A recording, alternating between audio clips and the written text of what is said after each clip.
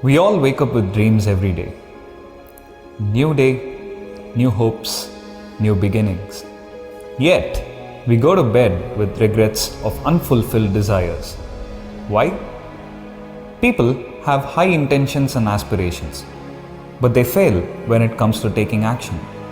That's why their dreams never turn into reality, because they miss an ingredient: habits. Your life is nothing but a mass of habits you've built for yourself. Sadly, most people have built the wrong ones. And this is what we want to change in this world. We want to transform people from dreamers to doers, from change seekers to change makers, through the power of initiating a habit.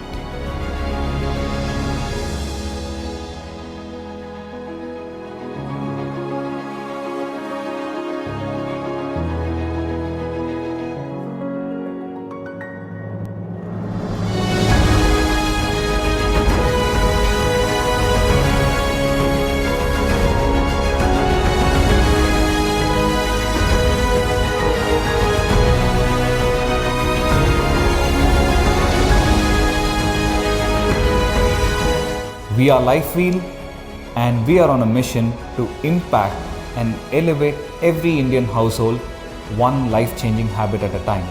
And I'm Nirmal, your catalyst in this journey of building life-changing habits.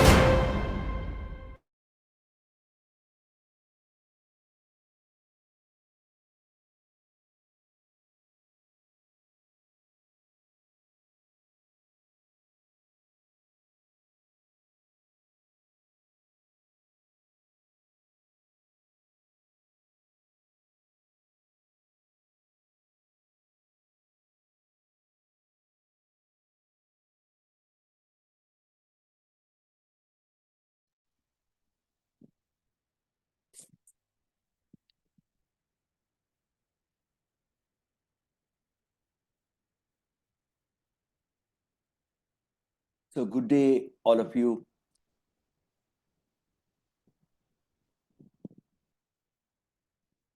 Great. Quickly, we'll go to the session per se today. Today, we are talking about vegetables. Vegetables are very important. In fact, yesterday, I told many of you we are eating vegetables for a lot of years 40 years, 50 years. But many of us do not know how to grow vegetables. Vegetable growing is something which is very simple at home. We try a lot of methods, but we fail. I mean, honestly, all of us should at least be able to. Sorry. 1 minute.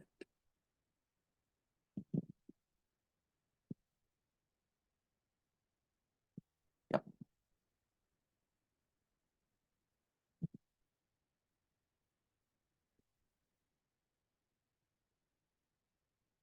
So, honestly, we should be able to grow at least some green leafy vegetables, basic green leafy vegetables, an amaranth, a palak, a dhania, a methi, right?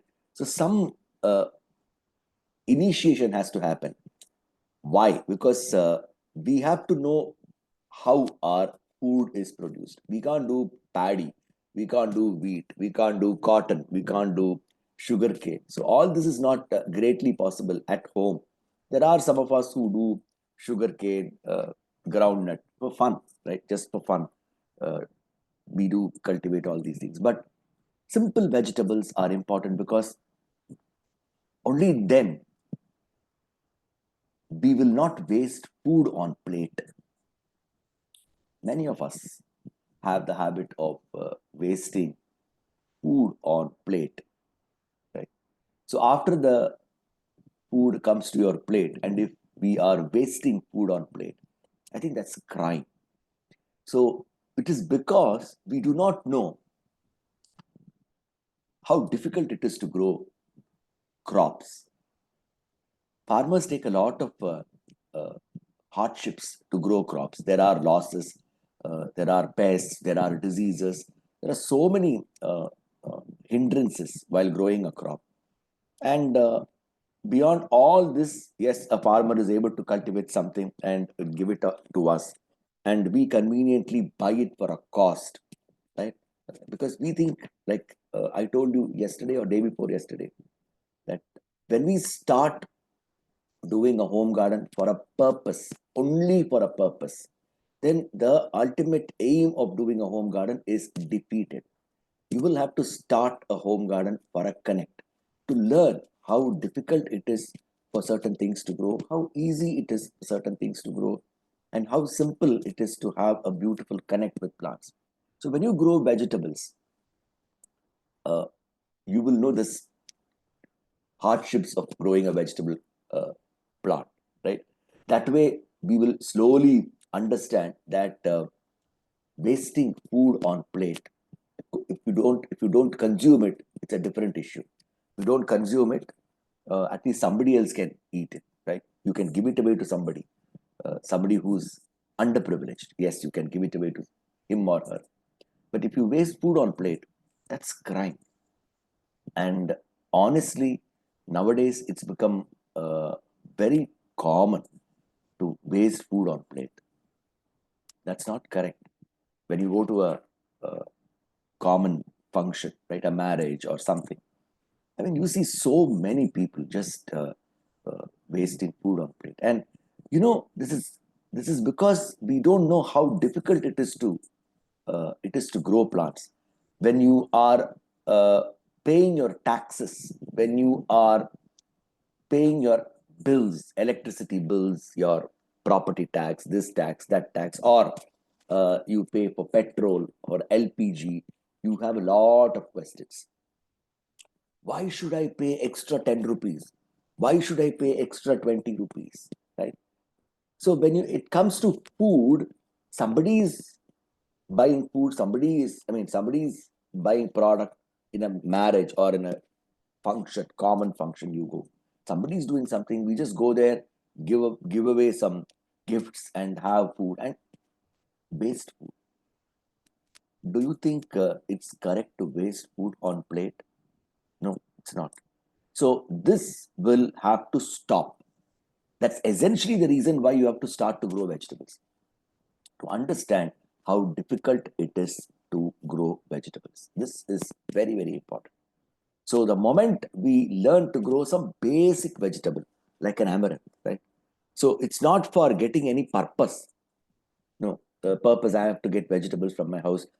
There are some people who say, I want to grow all the vegetables in the under the sun to feed my family, organic. All that is very long-term wish and dream. But the first wish and the first dream should be, I should not waste food on my plate. I know how difficult it is to grow these vegetables at home, and I'm somebody who wants to honor this difficulty, do justice to this difficulty, and I will not waste food on my plate. Friends, I don't waste food on my plate. Well, I can't say about my friends and family, right? They sometimes do, but I don't waste food on my plate. This is from my seventh standard. In my seventh standard, my uncle, my late uncle, used to come to our house. So I used to always waste food. You know what? In my plate, I will only eat the part which is there in the center. Whatever is spilt on the side, I will just leave it like that. The vegetable or the rice or whatever it is, the sambar, the rasam. We are sambar rasam eaters, right? So all that will be on the outside of the periphery of the plate. So I will just leave it like that. And I'll just go dump it on the dustbin. One day he started to shout at me and he said, in front of me, you will have to finish off all that what is there on the periphery. That is also food. You should not waste that. You should not waste them. So from that time, from seventh standard, I remember I have wasted a lot of food till about fourth, fifth, sixth, seventh. Yes, I have. So from seventh standard, no, I have not been wasting any food. Wherever I go, to hotels, to marriages, I will take what I want, and whatever has been done on the plate, I will finish it off. Right? I will not waste it, and I feel very ashamed to waste food. Right? So that's very, very important. The purpose why you do vegetable gardening is to learn the difficulties of doing a vegetable garden and not waste food. Now, today we'll see about how to start a sustainable vegetable garden. Right?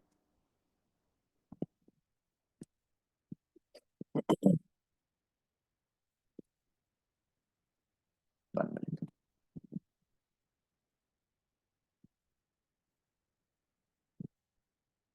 Yeah.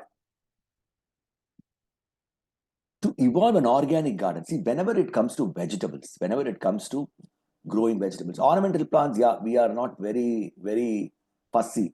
We would like to do some pesticides, we would like to do some fungicides, some growth promoters, this, that, whatever you can do to alleviate the issues of pests and diseases. Yes, you do all sorts of things because it's after all an ornamental plant. Nobody is going to consume that, right? But to evolve an organic garden of vegetables, it needs fair knowledge on the good entities. When it comes to vegetables, we say, I don't want to use pesticides. I don't want to use anything which is going to cause a health issue. Fair enough. Yeah, it's quite understandable. You should not use pesticides for growing vegetables. There are interesting ways to grow vegetables. But first of all, you'll have to understand what are these good entities which promote sustainability in a home garden, right? Without knowing anything, mere knowledge on neem based products, most of us, for anything and everything, we only want neem. Can I use neem? Can I use neem? You know what? Neem as a plant itself is affected by pests and diseases. In fact, one of our members, I do not know in this group or in the evening group or the morning group or in the evening group, right? One of these groups, morning or evening groups. Uh, my neem is 20 years old. It is not at all flowering. That was a question. I couldn't answer that question because it's very strange. I do not know what could be the reason for that, right?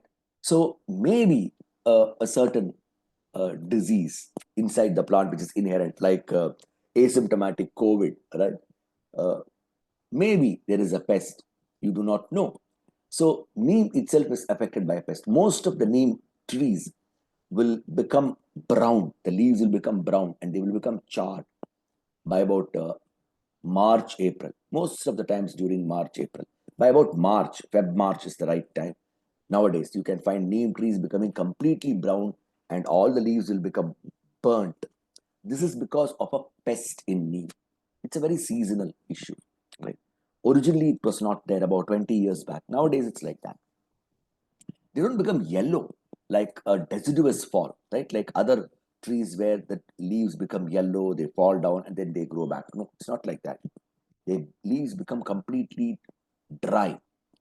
They look as if the tree is burnt. And then it comes back. Where maybe it takes about a month to come back. Right? So neem based pesticides do not help always. There are so many other things which are important, and knowledge about that is important if you want to start a sustainable home garden, right? And an organic garden. Even among ornamental plants, if you want to do organic, I am not a person who likes chemical things to be done. I am not a person who wants chemical uh, uh, products to be put into my garden. Then please, let's learn about these things. Predatory insects.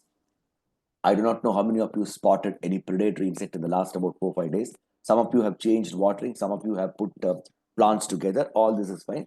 But predatory insects are very important. Spiders, wasps. I think I showed you wasp in the WhatsApp channel. Spiders, wasps, beetles. They are not bugs, lady bugs. No, you should not call them as lady bugs. They are ladybird beetles, right? Beetles. right? You have chrysopa or green lacewing, right? You have dragonflies, garden lizards. All these things are interesting predators. So to allow predators, ground beetles, lot of ground beetles are there which are predators. So to allow these predators into your garden itself is very important. So predatory insects, knowledge on predatory insects. There are something called biocontrol agents. There are something called biocontrol agents, right? Like trichoderma. I think I explained about this on the day 3, right? When we were talking about the fourfold pathway of pest and disease management. Pest and disease management. The third way is using biocontrol agents. There are certain uh, fungal entities, certain bacterial entities in the environment naturally available, which will parasitize the insects, right? These are called biocontrol agents. For instance, trichoderma, pseudomonas, bacillus subtilis. These are fungal and bacterial entities which are naturally available in nature, but they are identified, they are cultured, they are mass multiplied and brought back to the nature. So these are available, which are called as antagonistic fungi. Don't bother about all these words.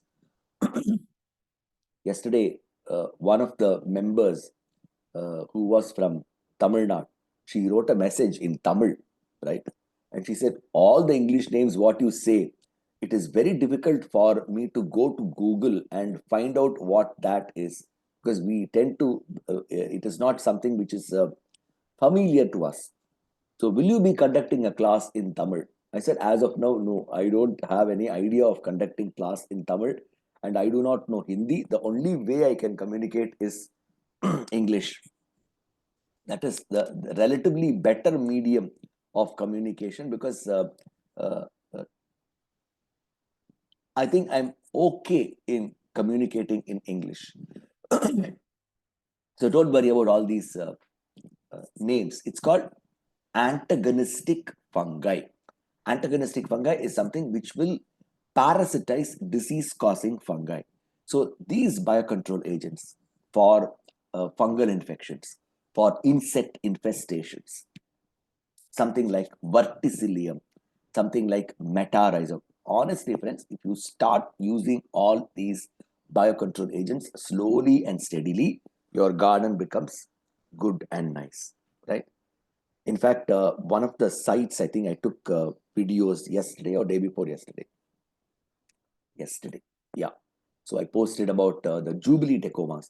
They are all looking healthy and nice because of two reasons. Reason number one is they are all treated with the sewage treatment plant water, right? They are purified sewage treatment plant water. That is number one. Number two, we are using biocontrol agents. Once in about 3 months or 4 months, we use what is called as biocontrol agents. We drench these biocontrol agents in soil, sometimes even sprinkle these biocontrol agents on plants, right? Very at about say 3 months gap, 4 months gap, not frequently. Don't do anything once in 15 days, once in 20 days. You can do certain things once in 15 days. Application of Panjakavya or Jivamrit, right? Application of fish emulsion, application of bioenzymes. These guys can go once in 15 days or once in a month. Right? They are plant growth promoters, liquid organic manures. So they can go once in 15 days or once in 20 days or 25 days, right? Not your biocontrol agents. They need time to settle in your environment, right? It's like an Ayurvedic medicine or like an Indian medicine, right? It needs time to settle into your system and then start to act. So these biocontrol agents are natural.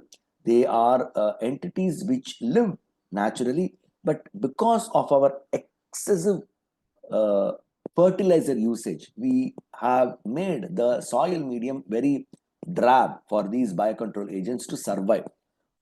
Even otherwise, all your soils will have all the good entities. Don't think that soil does not have good entities. All soil will have good entities. In this atmosphere, you have good bacteria, bad virus, good fungi. Everything is there. It's a mix and match of everything. right? So same way your soil contains all these things, but because of our misuse of soil, certain times the population is very less. So what you will have to do is that you will have to increase the population of these biocontrol agents in your soil. So application of these biocontrol agents, application of Panchakavya, all these things will keep giving health to your plant slowly and steadily, right? They act very slowly. Slowly and steadily, your gardens will have less number of problems. As you travel, maybe about 6 months, 7 months, 8 months, that's how it works, right? You can't expect a quick change, right? So I do something today, tomorrow everything should be all right. There is a problem today, I apply something tomorrow, day after tomorrow everything should be all right. That is not good gardening. If you are still attached to that kind of gardening, I think you will have to slowly get away from that. That is when you are able to communicate with plants and do something interesting. Natural immunity, right? Certain plants are naturally immune. They are naturally immune. There are certain banana varieties which are naturally immune to some leaf diseases. There are some normal hibiscus. I think I showed you yesterday a hibiscus plant which I took in a site, right? Straight, you just go down from the admin block to the hostel block. There is a row of hibiscus plant. These are normal hibiscus. Not one day have I seen a mealybug infestation in them, right? Not one day. It's been about 15 years these plants are there in that location. 2 years older than my daughter. So these plants were planted about 15 years back, regularly pruned, done with sewage treatment plant water, because nowadays any institute, any factory it's mandatory that they have a STP, sewage treatment plant, and they have to use this water for the gardens, right? That's a uh, quality mandate for the factories and for institutes. So there is a sewage treatment plant in this place where I took the video of the, because it's a hostel facility and there are lots of people staying there. So naturally there will be a lot of outlet sewage water, and that's treated well and it's used back, right? It's been done for the last about 14 years, right? First year it took time to settle the sewage treatment plant. 14 years it's been used. Not once have I seen mealybugs on these hibiscus. These hibiscus are tolerant or resistant to mealybugs. So identify plants which are resistant or tolerant to mealybugs, right? There are lots of varieties which are immune. So doesn't mean that all your pests, all your diseases, there are lots of vegetable varieties which are immune to certain diseases. They will not get this disease at all. For instance, the long brinjal. There are two varieties of brinjal, long brinjal and round brinjal. The long brinjal will never get the worm, what you normally get in the round brinjal. It is the round brinjal which will get the fruit borer caterpillar, fruit borer worm. The long brinjal will not get this. So such things have to be slowly learned, and that's how you learn gardening. It doesn't come in 3 days, 4 days, 5 days, 1 month, 2 months. The 1 month program is a program to motivate you to do further gardening, right? This is in fact something which I learned in my graduation. After we finished graduation, my professor told me, finishing graduation in horticulture is not something that means that you know everything in gardening. It means that you are now becoming eligible to learn horticulture or gardening further from now onwards. So it doesn't mean that once you do a 5 day master class, a 1 month class, or a 5 month class, or a 1 year course on gardening, you will tend to know everything in gardening. No, this is a step by step process where you will identify the good gardening aspects. Oh, so in the last about 4 days, we've learned good gardening aspects. Oh, is this what is called good gardening? I have missed so much of this even while I was doing gardening for the last about 10 years. So from the next course, the 1 month course, you will, oh, this is how we'll have to go in vegetables. This is how we'll have to go in ornamental plants. So second stage of learning. Then You'll have to take this learning forward. And that's where the thrill is. Resistant varieties, right? Resistant varieties. Lot of agricultural research centers, research stations, research facilities, both private and public sector undertakings. They have come out with a lot of varieties which are disease resistant. These are not gene manipulated varieties. We don't have any uh, GMO in India except cotton, right? Genetically modified plant, right? Except cotton, we don't have any GM plants approved for cultivation in India. There are lots abroad in the West. So my sincere request is don't bring seeds from there. When you travel abroad, this is a very bad habit. Bringing seeds from there and trying to grow it here. No, that is for that place. You have to grow seeds from your place, right? So there are lots of resistant varieties. Friends, today vegetables abound in the market, right? You get tomatoes throughout the year at 30 rupees, 40 rupees. How many of you remember about 30 years back, 25 years back, tomatoes price used to skyrocket in summer? It used to skyrocket in summer, right? Please understand, it is not just the households which use tomatoes. Hotels are major consumers. Processing industry, to make your ketchup, to make your sauce, to make jams, they consume a lot of these vegetables. Just don't think that only the household is consuming vegetables and fruits. The processing industry consumes a lot of vegetables and fruits. Hotels consume a lot of vegetables and fruits. Hotels, I don't mean plush hotels, even the roadside hotels. Guys who are doing bel puri, pani puri stuff, they are also using a lot of these vegetables. Nowadays, you find all these hotels using a lot of vegetables. So the farming community is under pressure to supply a lot of vegetables to the society, right? So unless they have good yields, unless they have varieties which are disease resistant, right? There is no pest resistant varieties. There are pest tolerant varieties. There are no pest resistant varieties except these GMO varieties, and that too only in cotton, right? So there are lots of disease resistant varieties, and that's the reason why we are able to get all these tomatoes, onions, and all throughout the year, right? What is the price of tomato now? Now in the market, it's peak summer. Right? In Chennai, it is 30 rupees or 40 rupees. In fact, on the roadside, onion and tomatoes are sold 4 kilos for 100 rupees. Some roadside vendors are there. They bulk these tomatoes and onions in some small vehicles and they sell 4 kilos 100 rupees. Right? In a supermarket, maybe each kilo is about 30, 40 rupees. Right? That is the cost. It is very less. Right? So if the final price is 40 rupees or 30 rupees a kilo in the outside retail market, the farmer will get only 10 rupees. Transport and middlemen use all the other money, right? The farmer is quite happy with this 10 rupees because his productivity has increased. Yield per unit area has increased. Each tomato plant is now able to give about 40 to 50 tomatoes, 60 tomatoes.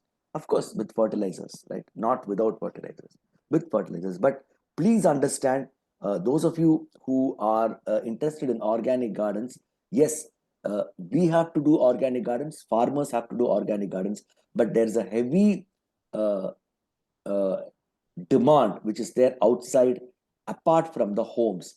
The processing industry and the hotel industry is in need of all these vegetables, and we have to be able to produce food. Production is very important, the quantity is very important, right? So unless there is good quantity, all of us buy sauce and ketchup, right? We don't question where the sauce comes from, where the ketchup comes from, what are the preservatives put in that. So all these things, you go to a burger shop or you go to a pizza outlet, you have sauce and all this ketchup and all these things used, right? So where will all these industries go for the raw material? They will have to depend only on the farmers. So farmers are now growing a lot of resistant varieties which are resistant to diseases, right? So when you buy a seed from some local source, they are not resistant varieties. So you will have to source out resistant varieties. Lot of private and public sector undertakings come out with a lot of these resistant varieties over years of research, because we as a normal uh, uh, layman, so as to say, we don't know the kind of research what is happening in the agriculture and horticulture sector. If we are just bothered about if we get a new mobile, right? This is one plus, right? Supposing there is another new mobile in the next about 6 months, or next about 6 months, we have the money to buy, but we are not in a position to think about what amount of research should have gone into making this mobile, making this new version. Now there is an update in WhatsApp. You can do this now. After 6 months, the WhatsApp gets updated. You can do this facility now, that facility now. So something like this is happening, right? So smileys on Facebook, right? There were originally only three or four, three smileys in Facebook, if I remember, right? Then there were five. Then there are now six. So a lot of research has to go to add that one emoji into that system, right? So a lot of research work has to go, which we are really not able to appreciate. Same way, a lot of research work is happening in development of resistant varieties on vegetables, right? That is why you are able to get all these vegetables in the market in sufficient quantities, right? Greenhouse cultivation.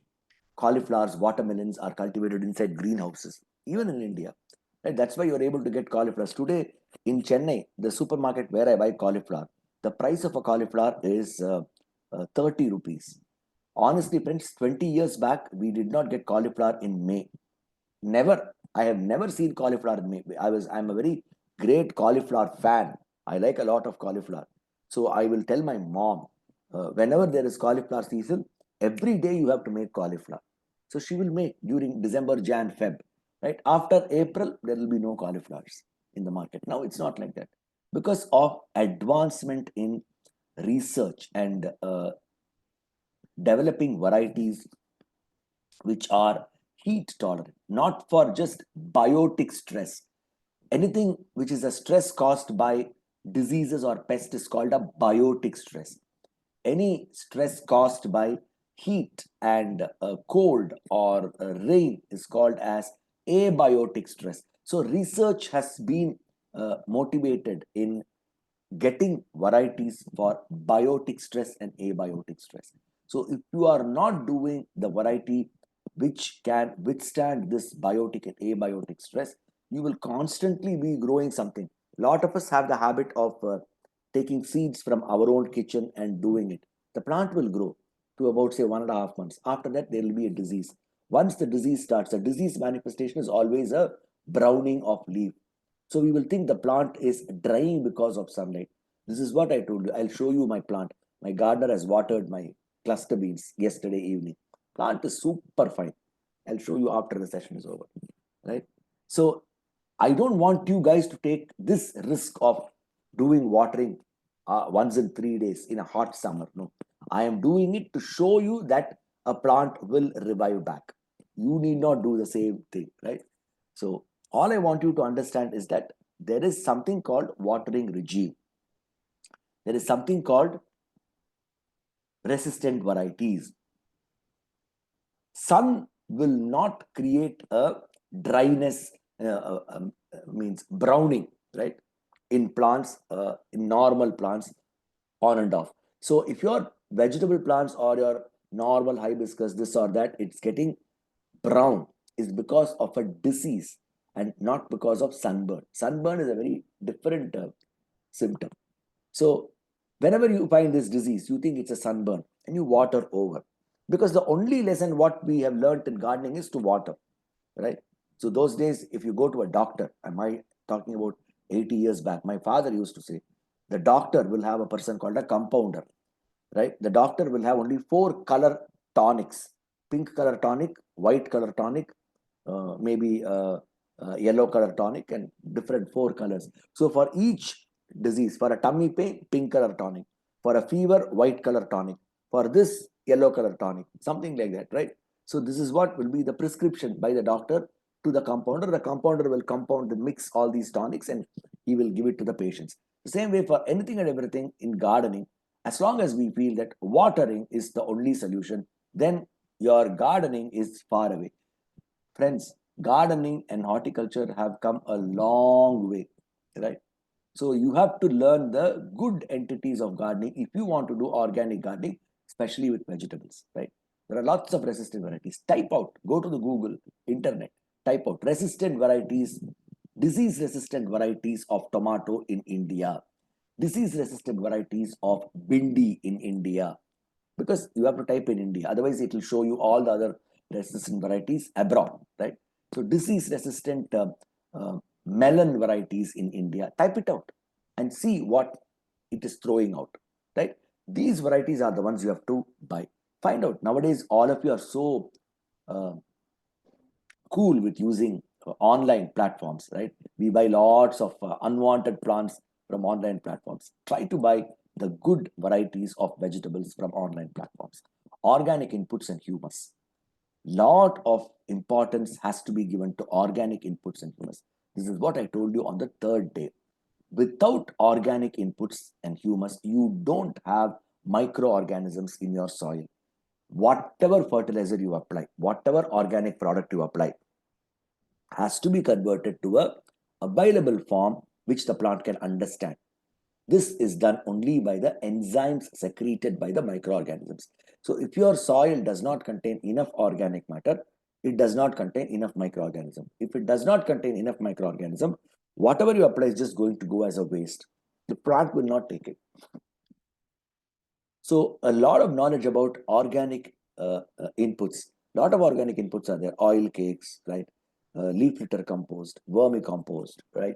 You have fish meal, bone meal, and you have natural sources of phosphates, ash, wood ash, right? It's a very rich source of potassium, wood ash. So all these things are important. Regular application of all these things at timely intervals is very important. Humus, humic acid, fulvic acid, all these are available nowadays. Earlier it was not available because nowadays we have processing units which can process humic acid and fulvic acid. When they go inside the soil system, they enhance the absorptive capacities of plants. So all these things have to be known to do a really good, interesting organic garden, right? Never do an organic garden with just not doing all these things. You have to learn about predatory insects, about biocontrol agents which are sold in the market, which are available in the market. You should know about resistant varieties. You should only grow resistant varieties as a beginner. You will find some success in doing a vegetable garden. If you are not doing resistant varieties, no, you will not find success in doing your vegetable garden. You will always be a flop show, right? All these resistant varieties are available in India for the farmers. So whatever is the agency which is supplying this to the farmer will also supply this to you. So don't worry, go and get to know about these resistant varieties, right? Very, very important. Basics of vegetable gardening.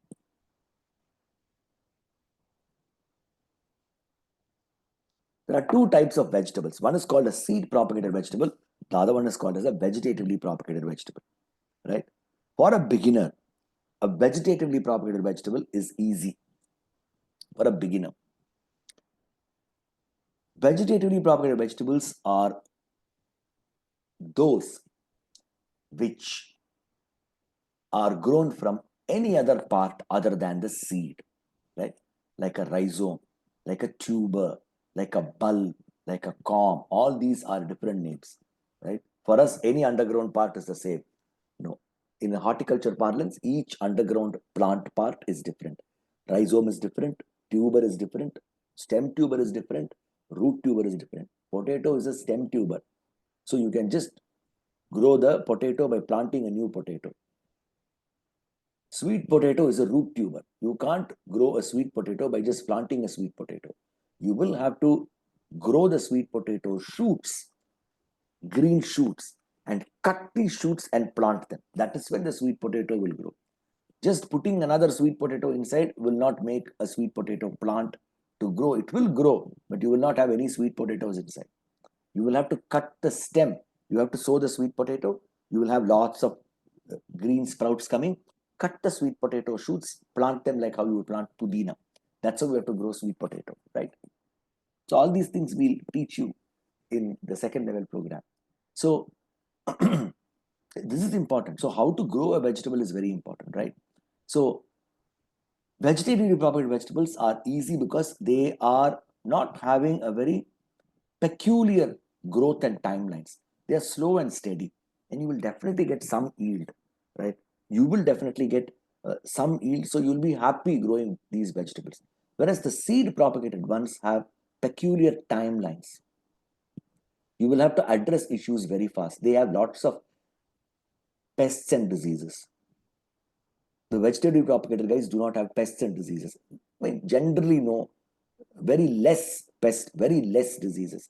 So a plant is not affected by turmeric, is a vegetatively propagated plant. Ginger, potato, sweet potato, arbi, right? Pudina. You just saw my pudina on the terrace, right? Pudina, tapioca, cassava, right? All these things. Shallot, country onions. The commercial onion, the big onion, is a seed propagated plant. The country onion is a vegetatively propagated plant. So all these things are vegetatively propagated, and they are easy because they don't have great pest and diseases. Yams, banana, seed propagated vegetables have limitations. As a beginner, you will find it difficult. Right? As an experienced person, it will be easy to do it. So start with the vegetatively propagated vegetables and then go to seed propagated vegetables. All your seed propagated vegetables are your bindi, brinjal, tomato, capsicum, right? Chili, peas and beans, gourds and melons, bitter gourd, bottle gourd, snake gourd, ridge gourd, all these gourds and melons, Loki, tori, karela, right? All these things are your seed propagated vegetables. Cabbage, cauliflower, carrot, beetroot. Carrot is seed propagated. Beetroot is seed propagated. Radish is seed propagated. Cabbage, cauliflowers, broccoli is seed propagated. So all the onion of commerce is seed propagated. So all these are seed propagated. They have very peculiar timelines and milestones, right? You will have to learn one by one, you will have to learn. So uh, try to uh, do, don't try to uh, uh, do all these vegetables one shot. Vegetables are seasonal. So in one season, let's learn just about two vegetables, three vegetables. That's more important. Just let's learn about three vegetables in one season. Among seed propagated vegetables, there are two types of vegetables. One is called a transplanted vegetable. The other one is called a direct sown vegetable. Shubhadeep, am I audible? Shubhadeep, am I audible? Are you there on the call, Shubhadeep? Shubhadeep, are you there on the call? Or is Saujanya there? Who is there? Shubhadeep, are you there on the call? Am I audible? If I'm audible, can you please raise your hands, friends? If I'm audible, can you please raise your hands? Okay, great. Yeah. Thank you. Thank you. So among seed propagated vegetables, there are two types of vegetables. One is called direct sown, the other one is called transplanted. Somebody posted in the group yesterday. I do not know whether it is in your group or the other group. I have sown bindi seeds. When is it the best time to transplant the bindi seed? Right? I did not answer the question because I wanted to answer it today. There are Bindi is a direct sown crop. It's not a transplantable crop. Whereas tomato is a transplanted crop, right? So there is a definite difference between a direct sown crop and a transplanted crop. Veggies. All your bold sized seeds are direct sown seeds. All your fine seeds are generally transplanted seeds. Bindi, corn, maize, right? All your melons and gourds, right? Pumpkin, ash gourd, ridge gourd, bottle gourd, snake gourd, bitter gourd, peas and beans, cluster beans, cowpea, field bean, French bean, right? Peas, garden peas, All these entities are direct sown. Whenever they are sown, they quickly form a tap root system. Any plant which is done from a seed will form a tap root system. Even a tomato will form a tap root system, right? So once the taproot system is formed quickly, these guys are very fast growing. All the direct sown vegetables are fast growing. So once the taproot system is formed, you should not disturb this taproot system and take it and plant it elsewhere. All the direct sown seeds are sown direct into the soil. It is like a traditional Indian bridegroom. He is born in one house, he grows in that house, he has an employment, he has a family in that house, he completes his life and he dies in that house. Right? A transplanted vegetable is like a traditional Indian bride. She is born in one house and she gets married and comes to another house. And there her entire lifetime happens. Right? She runs a family in that house. She gets old and she dies in that house. Right? That is what is the difference between a direct sown vegetable and a transplanted vegetable.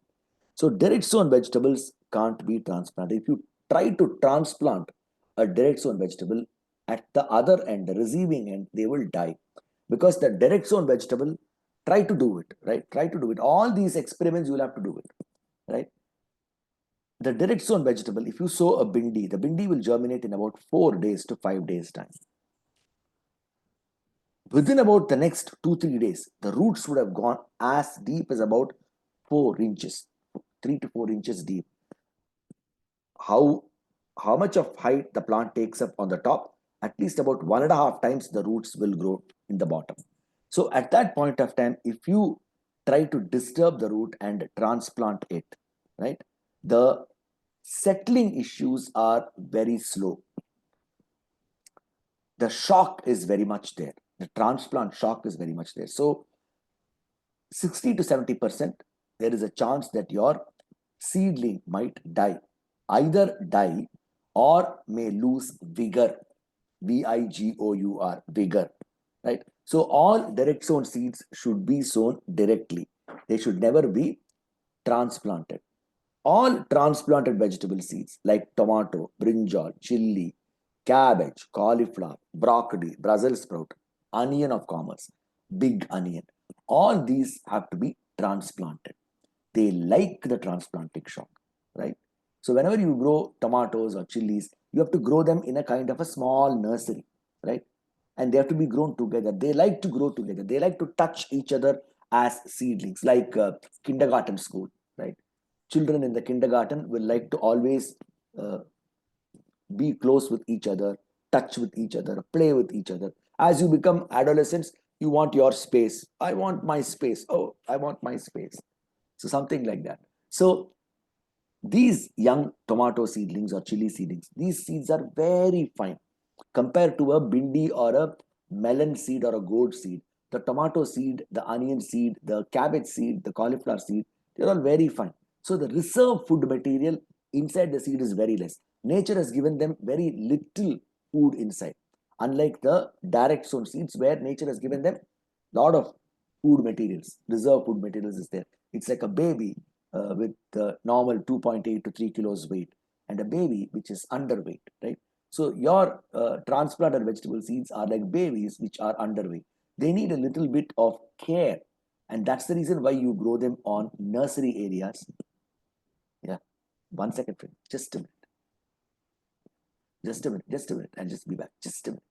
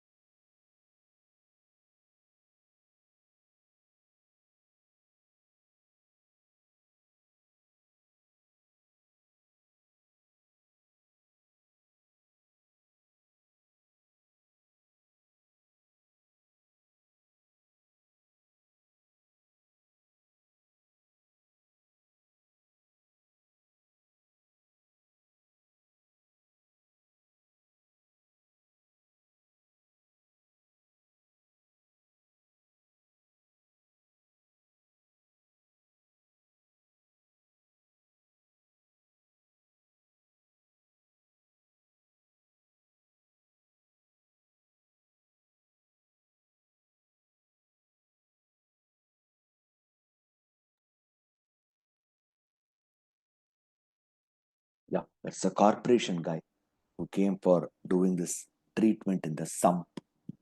So they come regularly to do some chemicals in the sump. Whether you like it or not, you have to entertain them. You'll have to put sign that my sump is being treated with some chemicals. It's all part of the game, right? So you can't help it. So uh, these transplanted vegetable seeds are like kindergarten children. They like to be together, right, for some time. And then you remove them carefully and transplant them into the new grow bag or into the field. They like the transplanting shock. Direct sown seeds don't like the transplanting shock. If you are a person who tries to transplant a bindi seed, a melon seed, right, a bean seed, you're all the more likely to lose the plant because of transplant shock, or the plant will be less vigorous. Please understand, it's very important the plant should be vigorous, right? Uh, any activity if you are doing against the nature of the plant, the vegetable plant, because vegetables are very short runners, they are very super fast growers, right? They don't take 6 months, 1 year to grow, and all within 4.5 months crop is over. So they are fast runners. So any small activity which is preventing their growth will stunt them permanently. That is called lack of vigor.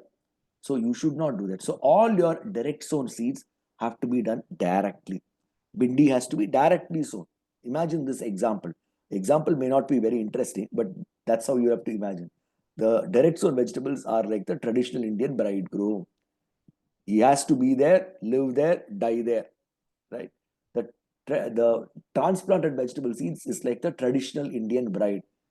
She is grown in one place and she is carefully removed and transplanted to another place where she grows, yields, and dies, right? That's how you have to understand the comparison, right?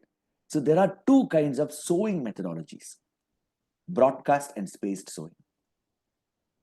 All these things you will learn, right, in upgraded courses. All these things: what is broadcast sowing, what is spaced sowing, why, all these things. So a broadcast sowing is something like a bird feed. Just spread it, right? Like you feed birds or fish, you just feed fish, right? That is called broadcasting, where the space between two seeds and two plants is not of great value. Any plant which runs short for a short time, like a green leafy vegetable, or plants which don't have branches, right? Some plants have lots of branches. Chili, brinjal have lot of branches. Carrot doesn't have branch. Beetroot doesn't have branch. Radish doesn't have branch. Amaranth, palak, they don't have branch. Dhania, they don't have branch. So all these entities which don't grow tall, which don't branch, and which are not bothered about uh, uh, utilizing some space, they are done by what is called as broadcast methods, right? Spaced sowing is done on vegetables which branch, which grow bigger, like cabbage, cauliflower, right? Gourds and melons. They trail, they grow tall, they trail, they occupy space. So those vegetables have to be done in spaced sowing, and those vegetables which don't occupy a lot of space, even at their maturity, onions, right? Spring onions, shallots, right? They need very less space. So they are done by a method called broadcast. So there are three important things as far as the basics of vegetables go: seed propagated and vegetatively propagated vegetables. Among seed propagated vegetables, uh, direct sown vegetables and transplanted vegetables, and sowing patterns, broadcast sowing and spaced sowing. If you change this with that and that with this, doesn't work out. Seeds have to be bought from authorized seed selling stores or from genuine online offline outlets. Never buy seeds from random sources. This is exactly what I told you. Find out places where they sell disease resistant varieties. Check. Use the internet for all these things. Don't use the internet to find gimmick YouTube videos. How to grow this plant. There'll be a lot of YouTube videos. How to grow melons. Somebody will put a melon in one pot, and then they will grow the melon and it will beautifully fruit. At least 20, 30 fruits will be there, right? Without even having an idea what they are doing, where they are doing, right? A tomato plant will beautifully grow in a place like Bangalore and Kolar, right? Because it's cool weather, maybe in Pune, right? It moderate weather throughout the year, except during summers, except during 2 months. It's a moderate weather, so they'll grow beautifully. The same tomato will grow only in winter in Chennai. It will not grow in summer. I have some tomato seedlings, but they will not grow now. If I transplant them, the seedlings are ready. But if I transplant them, no, they will not yield. They will grow. They will not yield because it's peak summer. And tomato requires a particular night temperature for the fruit set to happen. Flowering will be there, but the flower has to convert into fruit, right? The fruit set will not happen because of a very high temperature during night. It needs a temperature range of about 20 to 22 degrees minimum during night for best fruit set. Less than that is great. 16, 15 degrees during night time is great for fruit set. So in this high temperature of 40 degrees in the daytime and 33 degrees during night time, it will not set fruit. My cucumber plant is not setting vegetables. It's just giving lot of male flowers, not one single female flower in the last 15, 20 days, right? If the same cucumber was planted in February, I would have got at least about 10 to 20 cucumbers by now, right? I did this only in the last week of second week of April, during this Tamil New Year's Day, 14th of April, right? It's just about 1 month. Only male flowers, male flowers, male flowers. No female flowers are there. Cucumber is a very fast growing plant, right? So you will have to understand that seeds have to be bought from authorized online, offline sources. There are authorized online, offline sources. Please buy seeds from there because seed has two important qualities. Any seed has got two important qualities. One is called viability.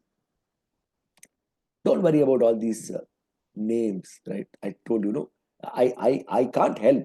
So I have to tell these names. But it's like when you go to a doctor, the doctor will have to tell some name for a disease or for a disorder to you, right? Whatever disorder you have, neuropathy, diabetes, or this one, that one, something like that. So he can't say without giving a name to that. He can't say only the symptoms. That's why I'm telling you the names. Called viability and vigor, right? Viability is the capacity of the seed to germinate. First of all, the seed has to germinate, right? Old seeds don't germinate. That is the reason why you go abroad, you go to other places, buy seeds, get seeds, stock it in your shelf for 1 year, 1.5 years, 2 years. And after that, you ask your gardener to sow the seeds. Nothing germinates because the seeds have lost viability, right? They have become grains. If you keep a paddy seed for about 2 years, the paddy seed won't germinate. If you keep a bindi seed for 2 years, the bindi seed won't germinate. If you keep a pea seed, garden pea seed, for 2 years, it won't germinate. A corn seed for 2 years, it won't germinate. They become grain. That's all. Grain is a dead seed which you can eat. Seed is a living material. The embryo inside the seed will die within about 7 to 8 months if it is not getting a good place to germinate, right? As an environment to grow. So you do not know whether the seed, whatever you're buying, is viable or not unless the company or the producer gives you in a labeled packet that this is the date of packing, this is the date of expiry. Within this date of expiry, this will be the percentage of germination. So all these things are important for a seed. So seed has to be bought from genuine sources, not from random sources. Random sources, you will never know whether the seed is viable or not. And even if you buy from genuine sources, do not stock seeds beyond the expiry date, right? If the expiry is say 6 months, please hold on. Don't hold on to the seed after 6 months. Discard it away. Don't try it. I will try. I will try whether the seed will germinate. No, there's no point in trying because you're wasting efforts of your gardener in doing the soil, preparing the soil, sowing the seed, and watering it for 10 days, 15 days. There are people who do this. 20 days they wait. No seed will germinate beyond 8th to 10th day, right? All vegetable seeds, a maximum. Dhania is the longest germination period, takes about 10 to 12 days. Palak takes about 10 to 12 days. All the other seeds are capable of germinating within 10 days. So if your seed is not germinating within 10 days or 12 days, it's as much as dead, right? So this is what is very important. There's something called vigor. The seed may germinate, right? But the plant will not grow vigorously. Both viability and vigor reduce with age of the seed. So supposing you have a seed now, you sow the seed. The seed is about 6 months old. You sow the seed, it germinates. But there is no guarantee that the germinated seed has to grow vigorously, because vigor and viability slowly reduce as the age of the seed increases. So the seed may germinate, but it will always look very small. The plant will always look small. It will grow very slowly. You will think that that is the rate at which the plant grows. No, seeds have to grow very vigorously, right? They have to grow tall quickly. Within 1 month, the plant has to take a shape, right? That is what is a vegetable seed like. So your seed quality is important. Your seed age is important. Both viability and vigor reduce with age. So don't stock seeds for years together and do them. Please buy fresh seeds every year to do in your vegetable garden. And please go to genuine online sites and offline outlets. Check with them whether the seed is having germinability and vigor, is a recent seed lot or a very old seed lot, and then buy these seeds, right? Choice of containers and sowing space. Like I told you, there are two kinds of plants. One is called a broadcast sowing, the other one is called a spaced sowing, right? Depending on the sowing space, your grow bag should vary. Your grow bag or your planting should vary. Vegetables like amaranth, garden mint, coriander, palak, carrot, methi are done by a method called broadcasting. Here, the space between the seed is not a concern. Between two seeds, when they fall down, is not a great concern, right? So, because they don't branch, they don't grow great into branches. They just occupy a small space in the ground. So these guys can be done on wider grow bags with shallow depth. Wider grow bags with shallow depth. Whereas vegetables like bindi, all type of shrub beans, chili, tomato, capsicum, brinjal should be sown or planted at the rate of one seed or one plant per grow bag of 1 by 1 by 1.5, where 1.5 is the depth, right? 1.5 is the depth. 1, 1, 1.5. 1 is the, if it's a circular bag, fair enough, right? Always it's going to be 1 on all the sides. If it's a square bag, there are square bags available. So it has to be 1, 1, 1.5 feet deep. And each plant should be, or each seed should be done only 1 per bag or 1 plant per bag. And the depth of the bag should be more in case of plants which branch and grow tall, like all these guys. Because as the plant grows tall, the root also has to grow deep down. So that is why all these branching vegetable plants which grow bigger, right, they need to be done on deeper bags. And those vegetables which are do not branch, which are like in clusters, like the radish, like the palak, like the dhania, like the amaranth, has to be done on wide bags. The bags have to be wide with shallow depth, right? This is very important as far as the choice of containers go. Don't do an amaranth in a small bag. Do an amaranth in a large bag. Do a carrot in a large bag, a radish in a large bag, wider bag. Do the vegetables which are branching in deeper bags, because they need lot of soil volume for them to grow, right? Initiating a kitchen garden. Soil mixture preparation is the same as what we saw on the day 3. On the day 3, right? Except that don't use coco peat in vegetable soil mix. Because if you add coco peat, I told you on the other day itself, coco peat will store water.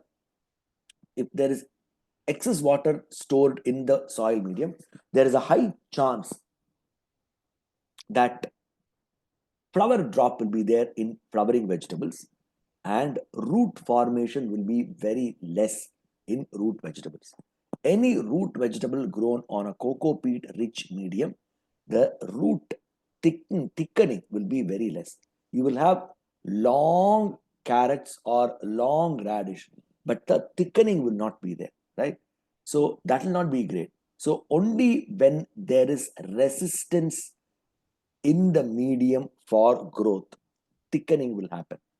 Thickening will not happen if there is no resistance for growth. That's why in sandy soils, you will get long roots, tapioca, sweet potato, carrot, beetroot. You will get long guys.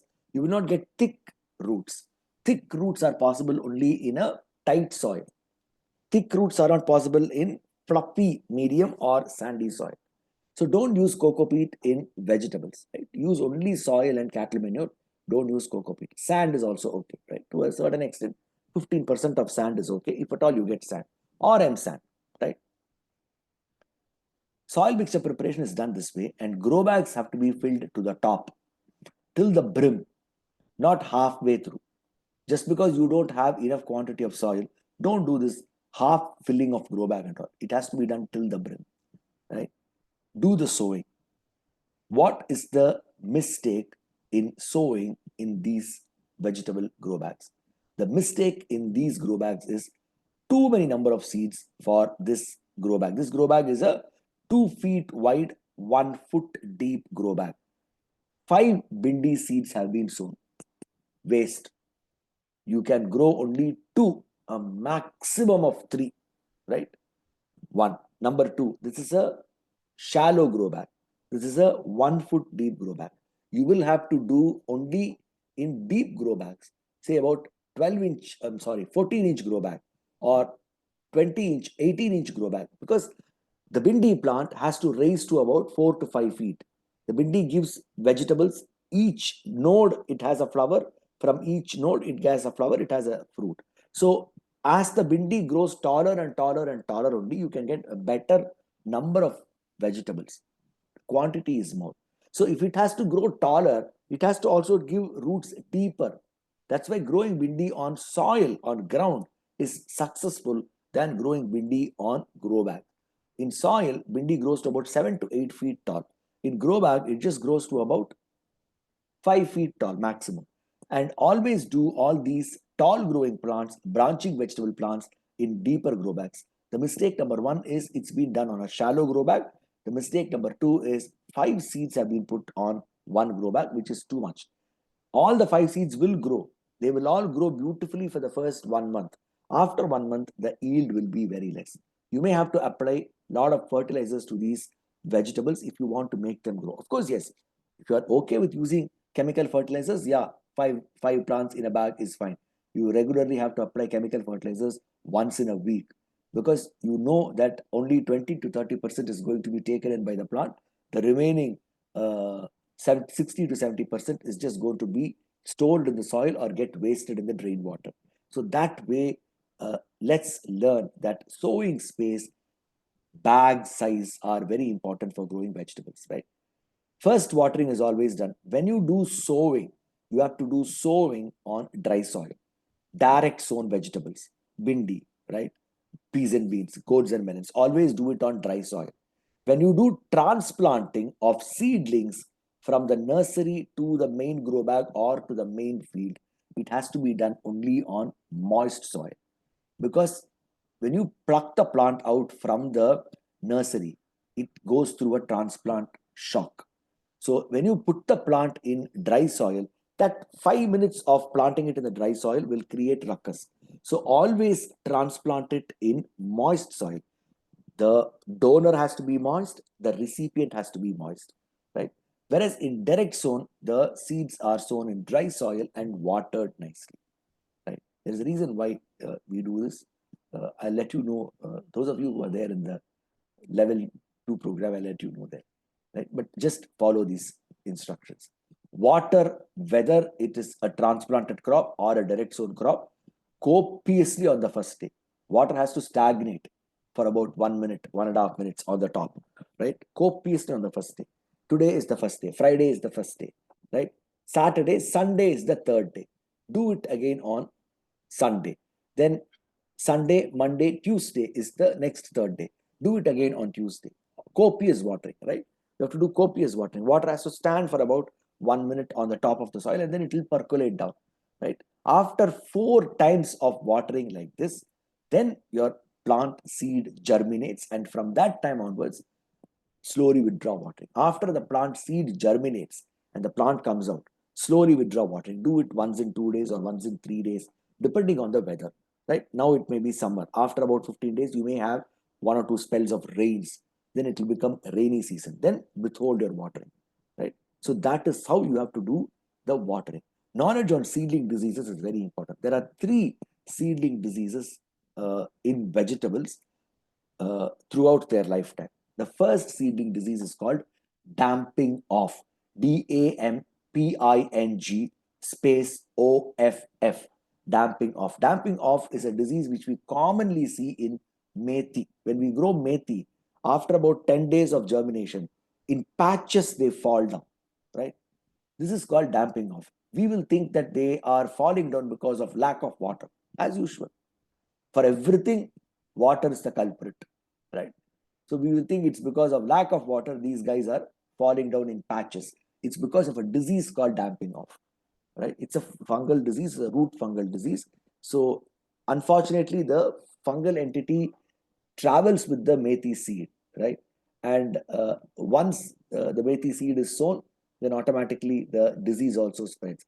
That's why you will have to do some contact fungicides as a prophylactic, or your soil should be trichoderma rich when you do the sowing of any vegetable seed or vegetable seedling, right? So this is the first disease. Identify the disease first. Without identifying the disease, there's no point in doing any treatment. So don't think that your garden should be trouble-free. Your garden should have some troubles to learn about the troubles, like how my mother told me. Don't expect a trouble-free life. You should have troubles. You should be able to overcome these troubles and become successful. Second disease is called collar rot. It happens during the 1 month stage of the plant, after sowing or after transplanting. Collar is the region where the root and the shoot join. So the plant gets a rot in the collar region, and that point gets choked, right? It becomes shrunk, it becomes dry, right? So this collar rot affects the root and the shoot in the next about 2-3 days. So after the collar rot is seen, in about 2-3 days, the plant, which is about say 1 month old, the plant will be about maybe about 1 foot tall, suddenly starts to wilt. This is called collar rot. If you dig the soil and see, you will find the beautiful brown layer of the collar. The root and the shoot join in one point. That point, the stem and the root would have become dry and brown, blackish in color. This is called collar rot. So this is why you will have to do prophylactic fungicides, or you will have to make your soil trichoderma rich, right? The antifungal agents or biocontrol agents or these antagonistic fungi should be more in your soil. That's the reason why people nowadays ask you to use, in fact, whenever you buy your do-it-yourself kit on vegetables, right? They give this trichoderma powder also with that. And nobody uses this trichoderma powder. They just keep it like that, right? You have to use it. So all your do-it-yourself vegetable kit will have a small packet white color powder called trichoderma powder whenever you get it from the different agencies, right? So you will have to use these trichoderma powders in this soil in a separate, in a special way. And that's when you will be able to prevent plant diseases, root diseases especially. The third disease is the wilt. Wilt will happen after the plant starts to flower and fruit. 3 important diseases. So essentially, friends, don't worry about insect pests. Worry about diseases, especially root diseases, right? Uh, root diseases are deadly. You will have to know when these root diseases will strike. So you'll have to take a precaution during that time, right? So wilt happens when the plant starts to flower and to set fruits, or when the plant is in a plant like a cabbage or cauliflower, when the plant is about 1.5 to 2 months old, right? At the stage when the plant is 1.5 to 2 months old, wilts start to set. Onions, right? Cabbage, cauliflower, those plants don't flower and fruit. Carrots and beetroots. So at about 1.5 months, wilt starts to set in, and suddenly there will be yellowing of the leaf on the top, and the plant will die. So you can't help it, right? If the plant dies, just pull out the plant, throw it away, and treat that place with chemical fungicides, not trichoderma. Treat that place with chemical fungicides because the place contains a lot of this fungal inoculum. So it will slowly spread to the other plants. So the moment you find a plant dying out of wilt, pull that plant out and treat that location in the soil with chemical fungicides, copper oxychloride or hexaconazole or whatever it is. I've shown you on the day 3. So seedling diseases, plant diseases are very important. Leaf diseases are there. You don't need to worry great about leaf disease, except in the case of certain diseases like in tomato and potato. There are resistant varieties which will not show these leaf diseases. Please buy resistant varieties from renowned sources, right? Uh, there are lots of Indian Council of Agricultural Research Centers, Krishi Vigyan Kendras. Check with them and buy seeds which are disease resistant. That's very important. There is no pest resistant varieties, right? There is no pest resistant varieties. All plants, all vegetables are attacked by pests. You will have to take care of pests, but taking care of pests in vegetables is very simple.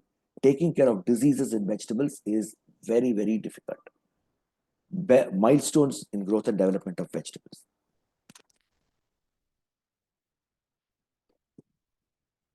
Vegetative buildup in vegetables is 30 to 40 days. Plant has a framework only by 30 days. So a vegetable plant will be having a framework only by the first 30 days. These are very typical milestones. It is not like ornamental plants. Ornamental plants are slow, steady, they grow by their own way. All this is very popular in ornamental plants.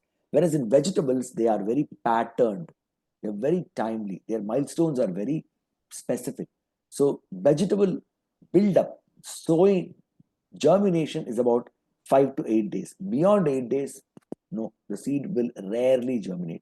Even if it germinates beyond 8 days, it is not a vigorous plant. It will only be a very less vigorous plant. So uh, it's like us. Some of us are fast.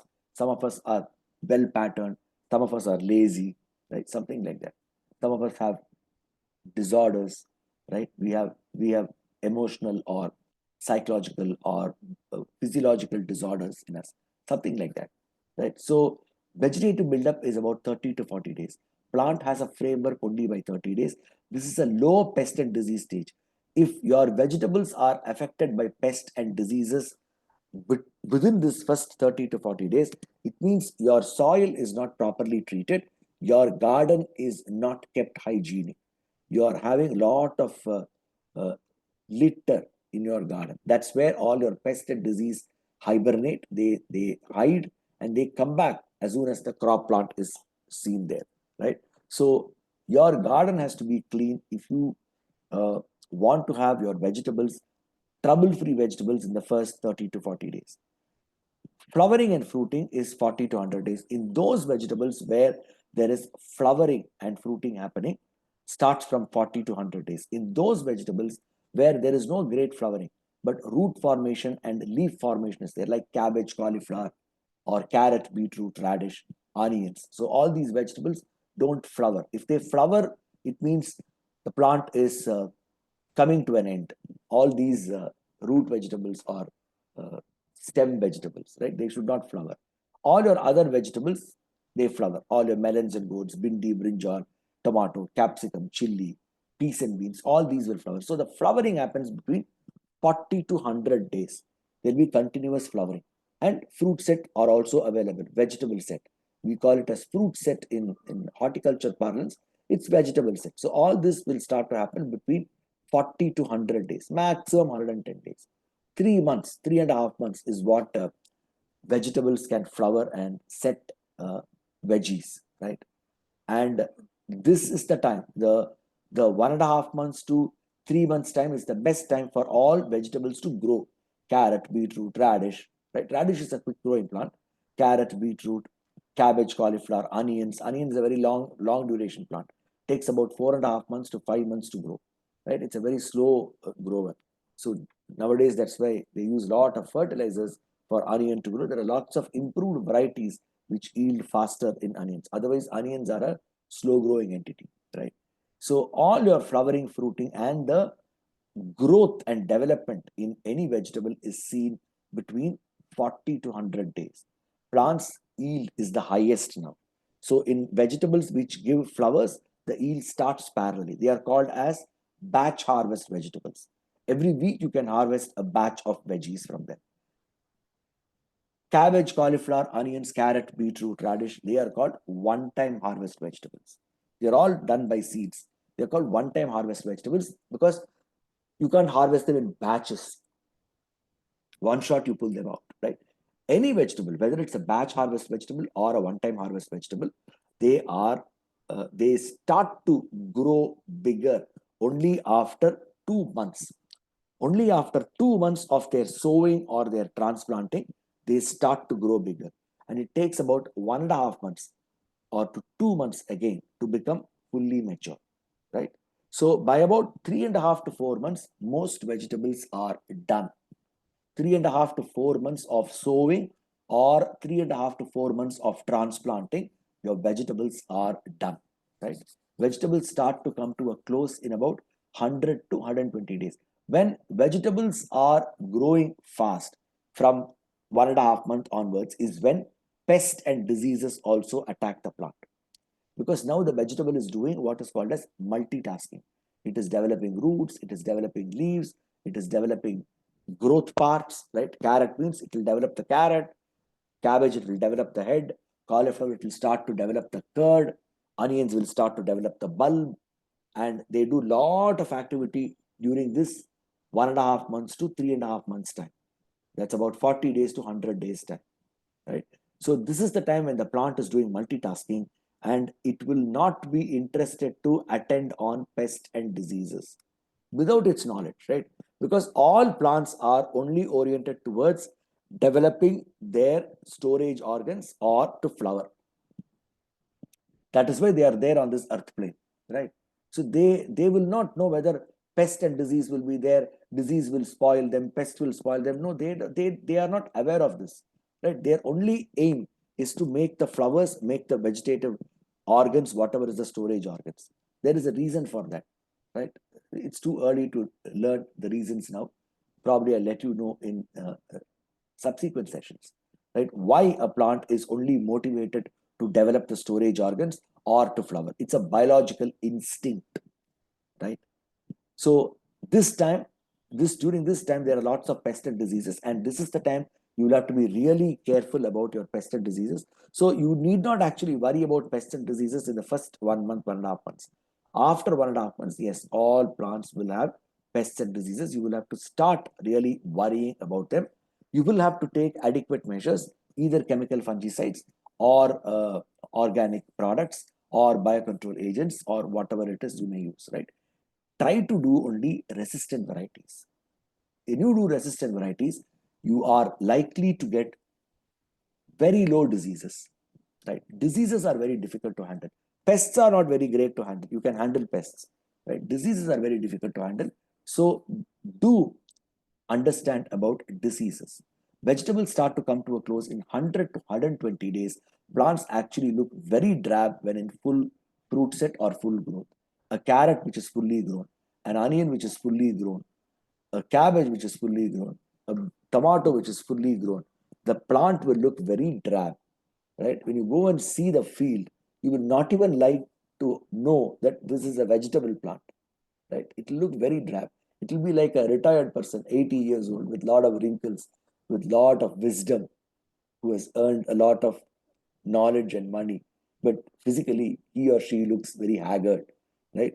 Something like that. A plant, when in full growth and development, will look very tired. It will not look very fresh and all. A plant which looks fresh is a plant which is still growing. A plant which is at the maturity, like how paddy, when you see the paddy which is green field, it is still mature. A paddy which is brown, the plant which is brown and starts to fall down and almost lie horizontally on the soil is a mature paddy. The mature paddy will look as if it is kind of dead. That's the mature paddy. A fresh green paddy field is still immature. It's not grown fully. So vegetables at full harvest, the plants will look drab. So don't have an imagination that your vegetable plant will look beautiful at the time of harvest. No, it will not. Vegetables are very seasonal. There are typical summer season vegetables, typical monsoon season vegetables, and typical winter season vegetables. Never mix up these things. Bindi is a summer and monsoon season vegetable. Bindi is not a winter season vegetable, right? Brinjal is a summer and monsoon season vegetable. It is not a winter season vegetable. Karela is a monsoon and winter season vegetable.